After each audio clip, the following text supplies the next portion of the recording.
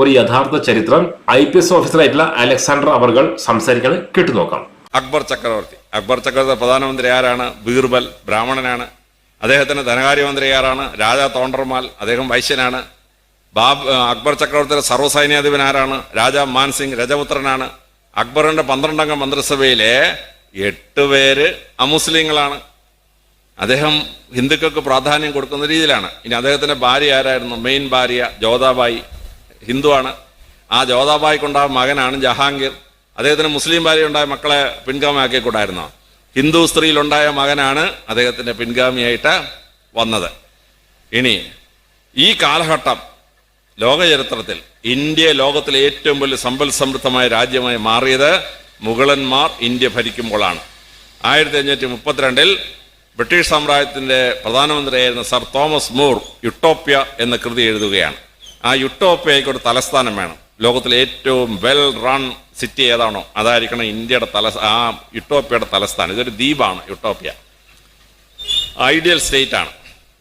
ലോകം മുഴുവൻ തപ്പി നടന്നിട്ട് സാർ തോമസ് യുട്ടോപ്യയുടെ തലസ്ഥാനമായി ഫിക്സ് ചെയ്തത് കേരളത്തിലെ സാമുദ്രയുടെ തലസ്ഥാനമായ കോഴിക്കോടാണ്. യുട്ടോപ്യയുടെ തലസ്ഥാനം കോഴിക്കോടാണ്. 1532 ഏറ്റവും ബെസ്റ്റ് അഡ്മിനിസ്ട്രേഷൻ ലോകത്തിലുള്ളത് ഇന്ത്യയിലെ കോഴിക്കോടാണ്. ഇനി 1662 മിൽട്ടൺ പാരഡൈസ് ലോസ്റ്റ് എഴുതുകയാണ്.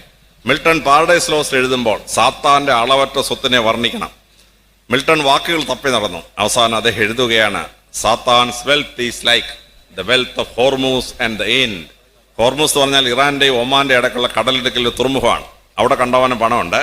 പിന്നെ രണ്ടാമതായി അദ്ദേഹത്തിന് കിട്ടിയ വാക്ക് ഇന്ത്യയുടെ സമ്പത്ത് പോലെ അളവറ്റതാണ് എന്നാണ്. 1662 ഷാജഹാനെ പിടിച്ച് അകത്തിട്ടിട്ട് ഔറംഗസീബ് ഭരണം തുടങ്ങി 6 വർഷം ആയിട്ടുള്ളൂ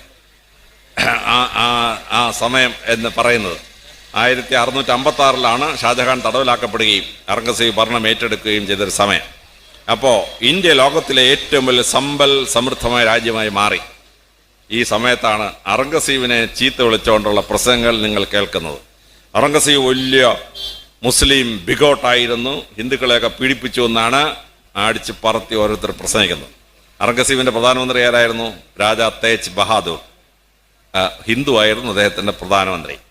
ഔറംഗസീബിന്റെ സൈന്യത്തിന്റെ സർവ്വസൈന്യാധിപൻ ആരായിരുന്നു? അദ്ദേഹത്തിന്റെ സർവ്വസൈന്യാധിപൻ ഒരു രജപുത്രനായിരുന്നു. ഔറംഗസീബിന്റെ ആകെ സൈന്യത്തിന്റെ 65%, 70% ഹിന്ദുക്കളാണ്. മുസ്ലിങ്ങൾ എന്ന് പറയുന്നത് ഔറംഗസീബിന്റെ സൈന്യത്തിന് 1/3 പോലും ഇല്ല. 2/3 ഹിന്ദുക്കളാണ് ഔറംഗസീബിന്റെ സൈന്യം. ഔറംഗസീബ് ജസ്യ നടപ്പാക്കിയെന്നാണ് വേറൊരു ആരോപണം. ഔറംഗസീബ് എന്ത് ചെയ്യുന്നറിയാമോ? ജസ്യ നടപ്പാക്കി, അക്ബർ പിൻവലിച്ച് ജസ്യ നടപ്പാക്കി. പക്ഷേ ഔറംഗസീബ് മുസ്ലിങ്ങൾക്ക് ചാർത്തിയിരുന്ന ഒരു ഖുറാനിൽ പറയുന്ന ഒരു വെൽത്ത് ടാക്സ് ഉണ്ട്. മുസ്ലിങ്ങൾ കൊടുത്തുകൊണ്ടിരുന്ന വെൽത്ത് ടാക്സും ഹിന്ദുക്കൾക്ക് ചുമത്തിയിരുന്ന ജസിയായും തുല്യമായിരുന്നു.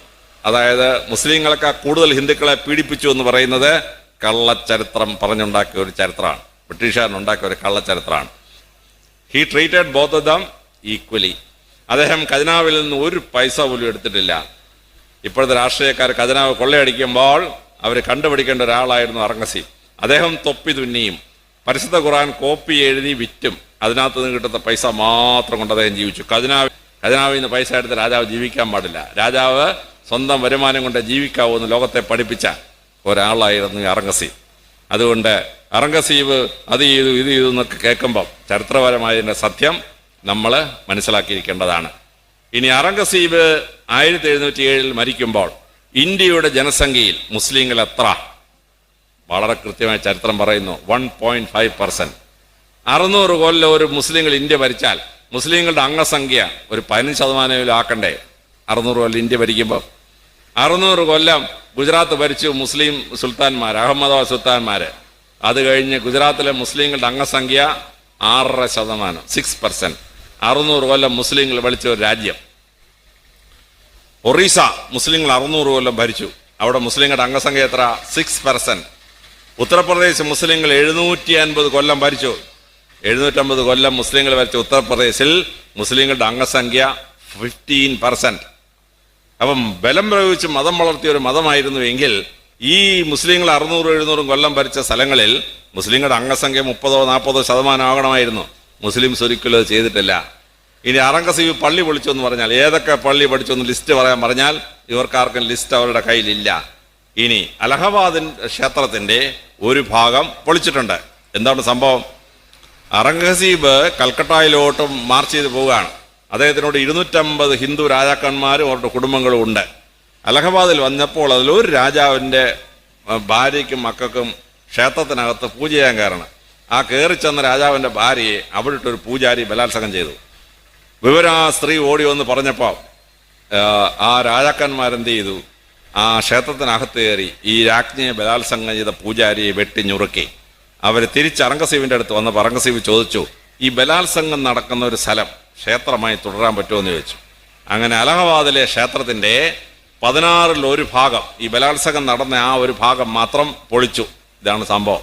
ഇതാണ് നിങ്ങളെ പലപ്പോഴും ഔറംഗസീബ് അലഹബാദ് ക്ഷേത്രം പൊളിച്ചു എന്നൊക്കെ പറഞ്ഞ് പ്രസംഗിക്കുന്നവർ പ്രസംഗിച്ചോട്ടെ. രാഷ്ട്രീയമാണ്, വോട്ട് ബാങ്ക്സ് ഉണ്ടാക്കാൻ വേണ്ടി അവർ പ്രസംഗിക്കട്ടെ. സത്യം മനസ്സിലാക്കണമെന്ന് മാത്രമേ ഞാൻ ഈ പറയുന്നുള്ളൂ. തെക്കേ ഇന്ത്യയിൽ വന്നപ്പോഴേക്കും ടിപ്പു സുൽത്താനെതിരെയാണ് പ്രയോഗം. ടിപ്പു സുൽത്താൻ്റെ പ്രധാനമന്ത്രി ആരാണ്? പൂർണ്ണയ്യ, ബ്രാഹ്മണനാണ്. ടിപ്പു സുൽത്താൻ്റെ ഭാര്യമാരിൽ പ്രധാനപ്പെട്ട ഭാര്യ ആരാണ്? ടിപ്പു സുൽത്താൻ്റെ പ്രധാനപ്പെട്ട ഭാര്യ വടകരക്കാരിയായ ഉണ്ണിച്ചാറ എന്ന് പറഞ്ഞൊരു നായർ സ്ത്രീയാണ്. നായർ സ്ത്രീ.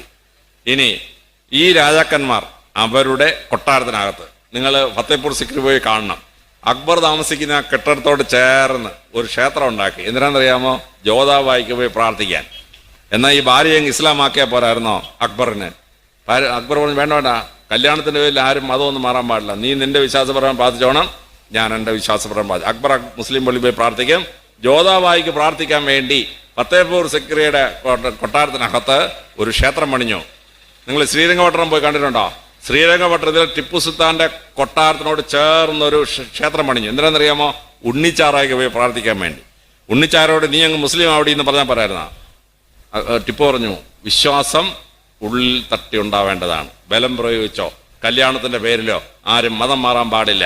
ഉണ്ണിച്ചാറായ ഹിന്ദുവായി തന്നെ പ്രാർത്ഥിക്കാൻ വേണ്ടി സ്വന്തം കൊട്ടാരത്തോട് ക്ഷേത്രം പണി. ഞാൻ ഇതൊക്കെ പോയി കണ്ടിട്ടുള്ള ആളാണ്. അതുകൊണ്ട് ഫത്തേപൂർ സിക്രി ഈ ശ്രീരംഗപട്ടണം ഞാൻ പോയി കണ്ടിട്ടുള്ളതാണ്. അവിടെ ഒരു ക്ഷേത്രം പണിഞ്ഞു കൊടുത്തു. മുസ്ലിം രാജാക്കന്മാരുണ്ടായിരുന്ന കാലത്ത് ഹിന്ദുക്കളും മുസ്ലിങ്ങളും ഏകോദര സഹോദരങ്ങൾ പോലുണ്ടായി. രാജ്യത്തിൻ്റെ പ്രധാനമന്ത്രി സ്ഥാനം പൂർണ്ണയ്യ എന്നൊരു ബ്രാഹ്മണന് കൊടുത്തു ടിപ്പു സുൽത്താൻ. അദ്ദേഹത്തിൻ്റെ മന്ത്രിസഭയിലെ 12 പേരിൽ 6 പേരും അമുസ്ലിങ്ങളായിരുന്നു. മുസ്ലിങ്ങളല്ല, അല്ലാത്തവരെ കൊണ്ടാണ് ടിപ്പു ഭരിച്ചത്. ടിപ്പു മലബാറിലേക്ക് വന്നപ്പോൾ ഒരുപാട് ക്ഷേത്രം പൊളിച്ചു എന്ന് പറഞ്ഞു. ഞാൻ കണ്ണൂർ SP ആയിരുന്നു, നോർത്തേൺ റേഞ്ചിൻ്റെ DIG ആയിരുന്നു, മലബാറിൻ്റെ DIG ആയിരുന്നു. ഞാൻ ഇവരോട് പറഞ്ഞു, നിങ്ങളൊരു 25 ക്ഷേത്രം ലിസ്റ്റ് തരാം. ടിപ്പു പൊളിച്ചു വന്ന് 25 ക്ഷേത്രം ലിസ്റ്റ് തരാൻ പറഞ്ഞു. ഇവന്മാർ റിസർച്ച് ചെയ്തിട്ട് ഒറ്റ പേരില്ലായിരുന്നു ഇവന്മാർക്ക്. ഇവന്മാർ ആരെ പറഞ്ഞു? തിരുവങ്ങാട് ഒന്ന് വെടിവെച്ചപ്പോൾ പീരങ്കി കൊണ്ട് അങ്ങോട്ട് പോയിട്ട് പീരങ്കി കൊണ്ട് തിരിച്ചു വന്നൊരു കഥയാണ്. അങ്ങനെ വല്ലതും പീരങ്കി കൊണ്ട് തിരിച്ചു വരുമോ? അപ്പോൾ ഒരു ക്ഷേത്രത്തിൻ്റെ ലിസ്റ്റിൽ ഇവന്മാരുടെ കയ്യിൽ ഈ ടിപ്പു പൊളിച്ചു എന്ന് പറയുന്ന ക്ഷേത്രത്തിൻ്റെ കണക്കില്ല. ഇനി ടിപ്പു കോഴിക്കോട് വന്നപ്പോൾ ഇന്ത്യയിലെ കേരളത്തിലെ താഴ്ന്ന ജാതിക്കാർക്ക് വിദ്യാഭ്യാസം കൊടുക്കാൻ വേണ്ടി ഒമാനിൽ നിന്ന് ഇവിടെ വന്ന് താമസിച്ച സെയിൻറ്റുകൾ 4-5 പേരുണ്ടായിരുന്നു. അവരെ കാണാൻ ടിപ്പു എന്ത് ചെയ്തു? ടിപ്പു ഒരു പട്ടാളക്കാരനെ രാജാവിൻ്റെ വേഷമൊക്കെ ധരിച്ച് അങ്ങോട്ട് വിട്ടു. സന്യാസി ഈ ഒമാനിൽ നിന്ന് വന്ന മുസ്ലിം പുരോഹിതന്മാർ 2 പേരും ഇറങ്ങി വന്നില്ല. അത് കഴിഞ്ഞപ്പോൾ ടിപ്പു എന്ത് ചെയ്തു? ഒരു പട്ടാളക്കാരൻ്റെ വേഷത്തിൽ ടിപ്പു നേരെ അങ്ങോട്ട് ചെന്നപ്പോൾ ഈ പുരോഹിതന്മാർ 2 പേരും ഇറങ്ങി വന്നു. പാളയത്തെ കോഴിക്കോട്ടെ പട്ടാളപ്പള്ളി എന്നൊക്കെ പറയുന്നത് ഈ ഒമാനിൽ നിന്ന് വന്നവർ അവരുടെ പൈസ കൊണ്ട് പണിഞ്ഞുണ്ടാക്കിയതാണ്. ടിപ്പു പറഞ്ഞു, കുറച്ച് നേരം 2-3 മണിക്കൂർ സംസാരിച്ചിട്ട് ടിപ്പു പറഞ്ഞു, അങ്ങേക്ക് എന്ത് വേണമെന്ന് വെച്ചാൽ. അദ്ദേഹം പറഞ്ഞു, എനിക്കൊന്നും വേണ്ട, പക്ഷേ ഈ ദേശത്തെ ജനങ്ങൾ വെള്ളമില്ലാതെ കഷ്ടപ്പെടുകയാണ്, അതുകൊണ്ട് അവർക്ക് വേണ്ടി ജലസേചനവും വെള്ളവും കൊടുക്കാൻ ഒരു കുളം കുഴിച്ചിടണമെന്ന് പറഞ്ഞു. അങ്ങനെ ടിപ്പു 3000 സ്വർണ്ണ നാണയം മുടക്കി ആ ഒമാനിലെ സൈന്യത്തിന് പണിഞ്ഞു കൊടുത്താണ് മാനഞ്ചിറ മൈതാനം. ഇപ്പോൾ അത് മാനവിക്രമം എന്ന് പറഞ്ഞ ഏതൊരു സാമൂതിരി പണിച്ചാന്ന് അവരുടെ ബുള്ളറ്റിന് എഴുതി വെച്ച് ഞാൻ വായിച്ച് ചിരിച്ചുപോയി. അപ്പോൾ ഇങ്ങനെ ഈ മുസ്ലിങ്ങളും ഹിന്ദുക്കളും സഹോദരങ്ങളെ പോലെ താമസിച്ചു ഇവിടെ 10-700 വർഷം. ഈ പ്രസംഗത്തിൽ പറയുന്ന കൂട്ടക്കൊലകളോ കല്യാണം കഴിച്ച് മതം മാറ്റുകയോ ഒന്നും ഈ ചരിത്രത്തിൻ്റെ ഭാഗമല്ല. ഔറംഗസീബ് മരിക്കുമ്പോൾ ഇന്ത്യയിലെ മുസ്ലിങ്ങളുടെ ജനസംഖ്യയുടെ അനുപാതം 1.5%. സംശയമുണ്ടെങ്കിൽ നിങ്ങൾ റെക്കോർഡ് തപ്പിക്കോ. ഔറംഗസീബ് 1707 മരിക്കുമ്പോൾ ഇന്ത്യയിലെ മുസ്ലിങ്ങൾക്ക് ജനസംഖ്യയുടെ 1.5% ഉണ്ടായിരുന്നുള്ളൂ. ബലം പ്രയോഗിച്ച് മതം വളർത്തിയിരുന്നുവെങ്കിൽ മുസ്ലിങ്ങൾ അന്ന് 15-20% ആയിരുന്നു. പിന്നെ ഔറംഗസീബ് മരിച്ചു കഴിഞ്ഞ് പിന്നീടുള്ള പ്രശ്നങ്ങളുടെ കാലത്ത് ഒരു 280 കൊല്ലം കൊണ്ടാണ് മുസ്ലിങ്ങൾ 14.5% എത്തിയത്. 14%. അത് സ്വാതന്ത്ര്യം കിട്ടിക്കഴിഞ്ഞ് 14.5%, 16%